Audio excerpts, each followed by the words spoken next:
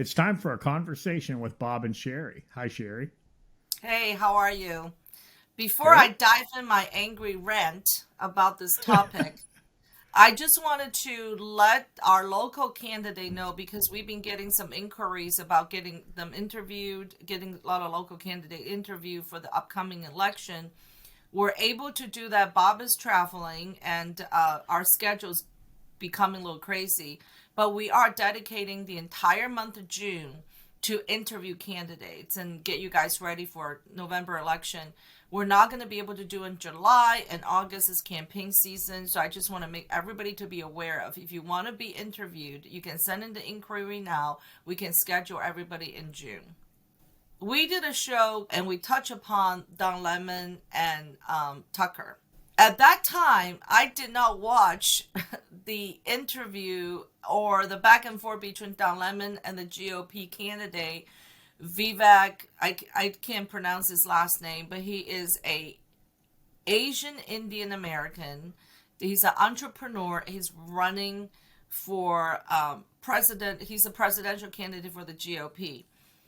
I watched the interview and I'm furious. I know I was texting Bob last night. I'm like, we need to do a show on this because I cannot believe what I just heard. It was a lot of back and forth, but it was very difficult for me to hear. But I found what they actually said to each other on New York Post. This is what really triggered my anger, being an Asian American, and I'm an immigrant. My son is a first generation American. They're having a discussion on, I believe was, Second Amendment. And this is what Ramaswamy said. I think that any network that wants to foster open debate should embrace that principle by not restricting what someone can say or saying. What someone can say is restricted based on their skin color. And I think they made the right decision here. That's what the Vivek said. And this is what really triggered and made me angry. What Don Lemon said to Vivek says, I'm a Black American sitting here, whatever ethnicity you are, explain to me what it's like to be Black in America. I was like, whoa. Number one, you don't know what you guess is ethnicity they are. Vivek is an American. He was born in Ohio. So what basically Don Lemon is assuming, based on Vivek's skin color, he's some kind of ethnicity. And you know what? If you're such a democratic, liberal, progressive journalist, right? It doesn't matter what color your skin color is. We all have some kind of ethnicity behind us. We talked about this yesterday. Bob, you're German Irish. I'm 100% Chinese. We all have some kind of so what the hell is that all about? Well, then when Don Lemon says, "Oh, I'm a Black American," I went and did some research on Wikipedia, which everybody can research. Apparently, Mr. Lemon came from a very affluent background. His father was a big time attorney.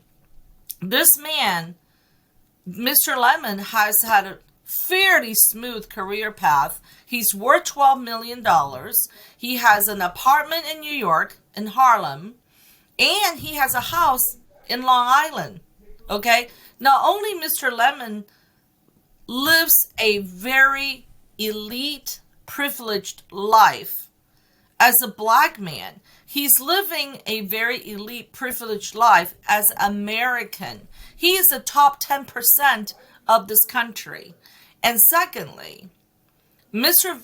Ramaswamy's parents are immigrants from India. He is a first generation Asian Indian American, and I'm fairly certain he's the first Indian American running for president. This is historical, and this man works very hard. He's on every network. This is right after Mr. Lemon says Nikki Haley at 51 years old has passed his prime. But then the Democratic Party is putting up an 82-year-old to run for the second term who doesn't remember where he was last week. Okay? Yes, Biden passed his prime. I'm pretty sure he is. If Oh he ever my had God. one. Yes. So, Well, okay, that was my rant. I would actually put $12 million net worth near the 1%, not 10%. He's way up there. I watched the NRA speech Vivek gave. He talked about the Civil War and the Civil War being fought to secure the rights for the Black Americans. Then he said that, but they couldn't really enjoy those rights until they were allowed to have guns. That was his kind of theme of his whole speech. It was about having the right, the Second Amendment giving you the ability to secure the other rights. And he used the Iranian Constitution, where it guarantees individual rights and freedoms, but he said without a Second Amendment, those people don't really have it. He went into China's Constitution, where they guarantee illegal search and seizures type protection, but he said they obviously don't have that, and he said because they can't defend themselves. Near the end, he said that he thinks that the Taiwanese should give every citizen guns. They should have guns in every household, teach them how to use them as a defensive against the China invasion. So that was where he was coming from. It's a pure Second Amendment, rah-rah kind of speech. But Don Lemon didn't like the fact that Vivek was speaking for Black Americans. At one point, initially he said they didn't get to enjoy their rights. And Don Lemon said, Black people don't enjoy their rights now. Which then Vivek took exception to and said, you can't tell me that between 1865 to 1964, the civil rights, Civil War, civil rights movement to now, that there's been no improvement in the rights for Black people. And, Don Lemon had no logical arguments for any of this stuff. It's like he went into this interview, I'm Black, he's not Black, I win, hands down. I get to say whatever. So he was lazy. He just kept saying, I'm a Black man, you can't tell me what it's like. Well, history is history. When you talk about what happened in the Civil War and what happened in 1964, you can't say I speak with authority on those issues because I'm Black living in America in 2023. It's just ridiculous. And the funny thing is, he could have challenged Vivek's point on logical, factual grounds, because the NRA did not become a political organization until the 1970s. And in fact, so they were really teaching people how to use guns. They were selling training and safety and things like that. They were promoting gun use, teach kids how to use it, classes, things like that. They were not a political organization until the 70s. In the 60s, when the Black Panthers did their Second Amendment protest outside the courthouse, the NRA worked with the local officials and agreed with gun control. So that's a historical fact. And Don Lemon could have challenged Vivek by saying, well, the NRA tried to stop the Black Panthers from demonstrating with their guns out in California. But he missed all that. He just went into that whole thing thinking, I'm a Black man. I have the ultimate authority. I can trump anything this guy says because I'm Black and he's not. And that's just ridiculous. I think the reason Mr. Lemon does not have the historical fact is the fact that he grew up in a very affluent background. He did not grow up in the hood. He did not have to watch people, his family get shot down. He did not probably never have to defend his, neighborhood. He probably walk around with bodyguards that carries guns so he doesn't have to carry. It's not race, it's poverty, and it's people have and have not. And if you talk to some of the African American or Black American in America, back in the South, thank God for the Second Amendment, they were able to defend the homeland, their house, to the KKKs, right? That is a historical fact. However, Mr. Lemon did not grow up in those type of situation. He grew up very privileged, As American, he's affluent. You know, I'll give you a perfect example. During the pandemic, I'm a small business owner. All my business was forced to shut down, and we have to worry about how to pay our bills. Mr. Lemon does not have those concerns. He still was on cable network, be the talking head, and getting paid. His life was not impacted, except for the fact that he probably couldn't go out to eat, but he probably get takeouts. He can't tell me his life is harder than Vivek's parents when they first immigrated to United States. It's actually irrelevant. Information, history is available to everyone. A black person doesn't have any more authority to speak on black history necessarily than a white person. There's a historical record. Now, there are some aspects where you can say my experience says otherwise, that sort of thing. But here's where the 3-minute clip begins. Vivek says black people didn't get to enjoy other freedoms until the Second Amendment secured them. Lemon said black people still are not allowed to enjoy those freedoms. Vivek said, I disagree. You are doing a disservice to this country. So he's saying you're ignoring all the progress that's been made. And then Lemon says, when you have black skin and live in this country, then you can disagree with me. So he's saying, I'm black. I can be the only, you're not allowed to disagree with me because I'm black. Even we're talking about the Civil War, and anything I say is correct because I'm black. That's absolutely ridiculous. Then he went on to compare 1865 and 1964 to plot the improvement, and which is fact. But again, Don Lemon's like, you're not allowed to talk about that. Only I can talk about that because I'm black. This is the ridiculousness of identity politics.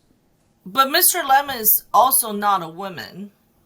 And he's sitting there tells every woman, you have passed your prime if you're 51 years old. So what is that?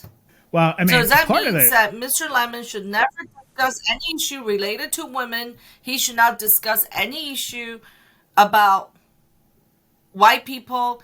He should not be discussing any issue about black straight men.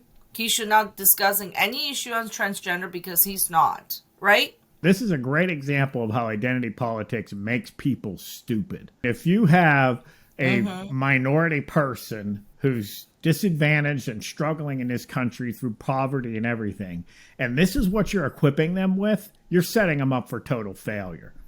I mean, what they should be taught is how to work problems and, that sort of thing. Like Don Lemon should have done some research, should have thought through this logically, and came to this interview prepared. And he could have won the debate. He could have. But he totally blew it. But I think the reason he created a problem for himself was not what he said, but it was how he treated the guest and his co-host. I mean, at one point, the producers were talking in his ear, trying to calm him down, and he said, stop talking at me. I need to think here. I need to think here. And apparently he totally interrupted his co-host, the woman there, and it's just, they said, I think CNN said, this is enough. This guy's out of control. He's not respectful of people, and that's why they fired him. It didn't have anything to do with, anything political that he said, I don't think. Well, and personally, I think whether Mr. Vivek Ramaswamy gonna win the GOP candidacy or not, which I don't think he will. However, here's a couple things I must say. It's very inspiring about this gentleman. He is a son of an immigrant, which if you're immigrant to this country, you are not allowed to run for president. But, my kid can run because he was born here. He is a self-made entrepreneur, and now he is stepping up to run at age 37 to be the United States president. He is an inspiration to all the kids and people, even people like me, even though he's an Indian, but for people like me to say, wow, maybe my kid will someday have a chance. And this gentleman is absolutely inspiration. I think he is transcendent of the races. He is the epiphany of the American dream for a lot of immigrants. Maybe we have to struggle, but look, my child born in Ohio from an immigrant family now are running for United States president. Whether he's going to win the candidacy or not, this is an inspiration to a lot of people, and he is a minority. If you want to talk about skin color, he's not toasty white. So this should be an inspiration for a lot of people. This is the American dream. However, that does go against the narrative the Democratic Party tried to put out, which is saying that America is a racist country and there's, we have a terrible past and there's no equality. But look at the GOP, look at the candidates in the GOP party, right? We have a first generation Indian American, and I think Nikki Haley is also Indian American. And then we have 2 entrepreneurs, businessmen running. So it's a very diverse group. And what's happening in the Democratic Party, we have an 82-year-old white guy who had a really racist past. And we had Robert Kennedy Jr., where they're not scheduling any even debates to give the voter a choice. I think he's going to continue to climb. And I'm not kidding you when I said I'm going to register as a Democrat just so I can vote for Robert Kennedy Jr. in the primary. And I want to see how he performs, because if you look back to his history, he is a true blue-blooded American Kennedy Democrat. So, but the Democratic Party won't even give him a chance, and they're attacking him. He's done little more than announce, and he's already at 19%. That's impressive. Hey, let me tell you something else Vivek said in his NRE speech. I think you'll like this. He said that he's the first millennial to run for president. And he said, okay. I'm not a millennial. He said, well, when I talk to millennials, but he said, this is what I get when I talk to millennials, my generation. But he said, I think it applies to other generations in this time in America. He says, we're lost. We're hungry for a cause. We're hungry for a purpose. We're hungry for meaning. We're hungry for identity. He said, we've lost all the sources that we used to find those things: faith, patriotism, family, and hard work. He said, all those things are gone. And, so this woke stuff is what he's saying is backfilling into this. And he goes into the gender identity and, all this sort of thing. So, to your point, you said not long ago about young people looking for a cause. Part of the issue, according to his speech, is that we've basically told them all the historical things that people found meaning and purpose in are no longer any good. They're bad things. Get rid of those. So now you have a void. What do we fill it with? Well, you can be any gender you want, and you can stand up for all these oppressed, made up whatever groups we're in. So I thought that was really good. You remember we had a show, we discussed Jesus Revolution, the movie, and in the movie, the main character said, we're lost and we're looking for love. We are hunger for that. And then the Jesus Revolution, everybody looking towards Jesus, the hippies turned their life around. And, so, yeah, I agree with him. And I hope that whoever become the candidate of the Republican Party may pick this man as the vice president candidate. Here's a challenge. He said, if you encounter a young person, a young adult, ask them, what does it mean to be an American? He said, ask me, on most young people you ask that question of, you will get a blank stare. They can't answer that question. Right. That's the millennials. That's the Gen Z. Then my son, the alpha, and your grandchildren, they're the alpha generation. So hopefully we'll learn the lessons, and we're going to make sure the alpha generation will be able to define what American is. And I feel like this man who is a son of an Indian immigrant, can help define it better than anybody. Because there's a reason why we came to America. We were looking for freedom. We're looking for, rule of law. We are looking for equal opportunity, not equity, but equal opportunity in life.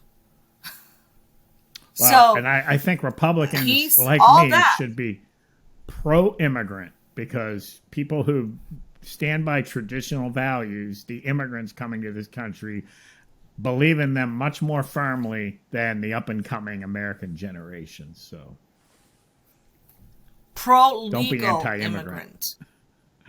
No, I'm pro-legal immigrant. And it's funny thing is, when I first came to this country, I didn't care too much about my tradition until I had a child.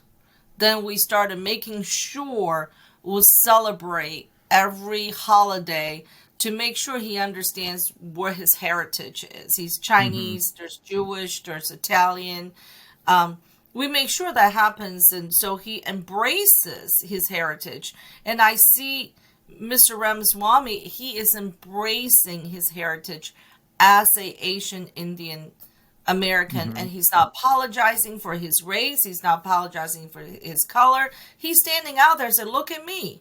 I'm a millennial. I'm a son of immigrant, and I'm successful. I'm self-made, and I'm running for the U.S. president. Right. Fantastic. Wow. Great guess. Absolutely. And I think this incident helped him tremendously. It's brought a lot of attention. I mean, when I watched the interview with Don Lemon, I'm like, okay, I need to watch this NRA speech. And the NRA speech was about 17 minutes long, very inspirational, very rah-rah. I mean, I think it's going to help him. Yeah, I think so too. I think that's going to put him above Nikki Haley right now, and even Mike Pence. I still don't understand why Mike Pence is running. I don't get it. There concludes my rant. So thank you for agreeing to do this show, just so I can get my opinions out. Yep. Great talking to you as usual, Sherry.